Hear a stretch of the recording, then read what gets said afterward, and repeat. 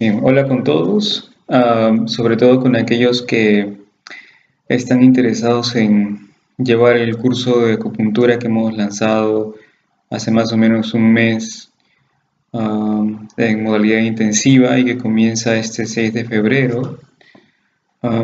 He querido hacer este video porque nos han estado mandando correos y llamando para preguntarnos, bueno, además de estar interesados en el curso y preguntarnos por el temario y todo. Am, una de las preguntas más frecuentes que nos han hecho es am, sobre la duración del curso, que de hecho a algunos les parece que es un poco largo hacerlo en el transcurso de un año, a pesar de que son 3 módulos intensivos. Pero sobre todo, y que es la pregunta que más me ha llamado la atención en realidad, es bueno, nos han estado llamando para preguntarnos cuándo es que vamos a comenzar a enseñar um, cómo colocar agujas o sobre los diferentes puntos de acupuntura en el cuerpo.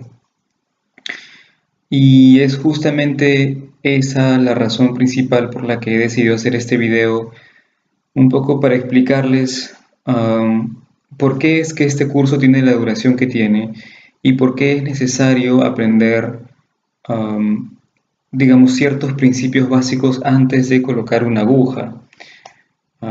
Si es que lo que queremos hacer realmente es acupuntura y no solamente poner agujas como lo haría cualquier persona, ¿no? Um, entonces, lo he hecho más que nada porque me es un poco, hasta cierto punto, preocupante el hecho de que estemos interesados más en aprender directamente cómo tratar a un paciente, pero sin conocer los principios básicos, ¿no? Entonces, voy a explicarles en estas diapositivas um, por qué es que es necesario tomarse tanto tiempo para estudiar medicina china en general y no solamente acupuntura. Entonces, esto me hace pensar un poco también en cómo ha sido mi trayectoria en esta medicina. De hecho, yo ya tengo un promedio de 10 años entre estudio y práctica de la medicina china y por lo menos tengo planificado seguir estudiando unos 10 años más. uh, y eso, ¿no? En realidad, a medida sigues profundizando en este tipo de ciencias, te das cuenta de que es más lo que te falta que lo que aprendes o lo que sabes. Así que, bueno, yo tenía eso en claro desde que inicié mis estudios en esta ciencia, ¿no? Um, pero bueno, digamos que obviamente pues no todos tenemos la misma perspectiva de las cosas, ¿no? Entonces voy a explicar en estas diapositivas por qué es que toma tanto tiempo estudiar medicina china, que es más o menos el tema que, que siento que a muchos de ustedes les interesa. Entonces, la primera razón es que es una medicina muy antigua. Esto quiere decir que, um, digamos, los primeros textos recopilados de medicina china se recopilaron en la dinastía Han, que es una dinastía que vio la luz más o menos hace 2000, un poco más de 2000 años de historias antes de nuestra era, antes del nacimiento de Cristo. Y en esta época es que se empiezan pues a recopilar todos los textos médicos. El Huangdi Jing es el primer texto, bueno, es el texto raíz de la medicina china, se recopila en esta época. Aquí aparece el Shan Han Lun, que es un texto escrito por un médico conocido como Chang Chongjing, será su nombre, un herbolario. Y es en esta época en donde empiezan a salir, a surgir todos los conocimientos médicos base de la medicina china y es en base a esos textos que nosotros dictamos este curso. Entonces, tenemos más de 2000 años de historia, de práctica médica, de conocimientos acumulados. Entonces, no podemos esperar aprender todos estos conocimientos en un par de meses y pretender poner agujas en un paciente en un par de meses. Obviamente tenemos que tener mucho bagaje de conocimiento, mucha experiencia, estar con un guía por un tiempo regular hasta que podamos um, saber por qué es que estamos poniendo las agujas, no solamente ponerlas erráticamente. Entonces, todos estos miles de años de historia no podemos pues resumirlos en un par de meses y ya está, ¿no? Y pretender ya llevar todo esto a la práctica, ¿no? Sobre todo por la gente que tratamos, por los pacientes que esperan pues ser curados, ¿no? Uno puede cometer un error, incluso las personas que más conocen de esta ciencia pueden cometer errores solamente por un poco de falta de información o falta de práctica, ¿no? Bien, la siguiente razón es que es una medicina que a través de estos miles de años ha pasado por muchas transformaciones. Entonces, esta es la imagen de la Guardia Roja China que um, se creó durante el régimen de Mao en la Revolución Socialista de los años 50, del mediados del siglo XX, del siglo pasado en China. Y durante esta revolución, la medicina china tiene un cambio, ¿no? Y comienza a simplificarse y se crea todo esto que se conoce como la medicina tradicional china, que es la disciplina que más se enseña en general, no solamente en nuestro país, sino en todo el mundo. Y es en base a esta disciplina de la medicina tradicional china que muchos terapeutas son formados y, digamos, con la que China se ha mostrado al mundo. Pero, y esto es algo muy importante, lo que enseñamos aquí en nuestro curso no es medicina tradicional china, es lo que se conoce como medicina clásica china, que intenta ir un poco más atrás, basarse en los textos clásicos para su práctica y para todo el conocimiento clínico. O sea, toda nuestra práctica está fundamentada en eso y eso es lo que transmitimos. Entonces, es importante conocer cuáles han sido esas transformaciones de la medicina china a lo largo de estos 2000 años, no solamente en esta etapa de la revolución cultural, sino en todas las etapas posteriores, para entender de dónde es que viene el conocimiento que aplicamos en clínica. Entonces, poner agujas es algo que viene al final, pero detrás de todo eso hay un conocimiento del que debemos nutrirnos y que debemos tomar en cuenta para nuestra práctica clínica. Entonces, tenemos nuevamente esos más de 2000 años de historia y debemos entender qué cambios se han producido en nuestra ciencia o en la ciencia que queremos estudiar durante todo ese tiempo. Bien, la siguiente razón es que esta medicina la heredamos en un idioma diferente. Entonces, uno de los errores principales que solemos cometer cuando estudiamos medicina china es que la estudiamos, por ejemplo, en español, ¿no? O en inglés, pero muy pocos de nosotros vamos al idioma original en que fue escrita, en que se nos fue heredada, en todo caso, en que se nos dejó esa tradición médica. Y es importante porque el lenguaje en que es escrito un texto, sea un texto chino, un texto de la India, o no sé, un texto árabe, o un texto, no sé, escrito ¿cómo se llaman estos? En algún pueblo europeo, ¿no? En algún lenguaje nórdico. Entonces, todos esos tipos de lenguajes que suelen ser lenguajes muy simbólicos nos están dando un tipo de información diferente. Entonces son como una especie de llave que nos permite ingresar a un vasto conocimiento al que solamente podemos acceder a través de ese lenguaje, ¿no? Entonces, cuando estudiamos algún tipo de ciencia médica, y en este caso la acupuntura o la medicina china en general, debemos entender el idioma en que fue escrito, o por lo menos haber estudiado un poco de ese idioma, tener un mínimo contacto con él, y no solamente con el idioma, sino con la cultura y la cosmovisión del pueblo que creó esta tradición.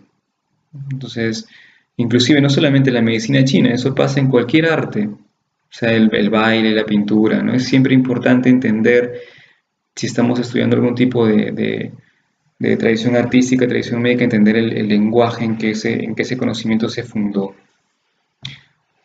Y que eso es algo que hacemos aquí en nuestro centro, ¿no? Al menos en los cursos de Ayurveda y medicina china siempre procuramos hacer que los alumnos lean en chino o lean en sánscrito.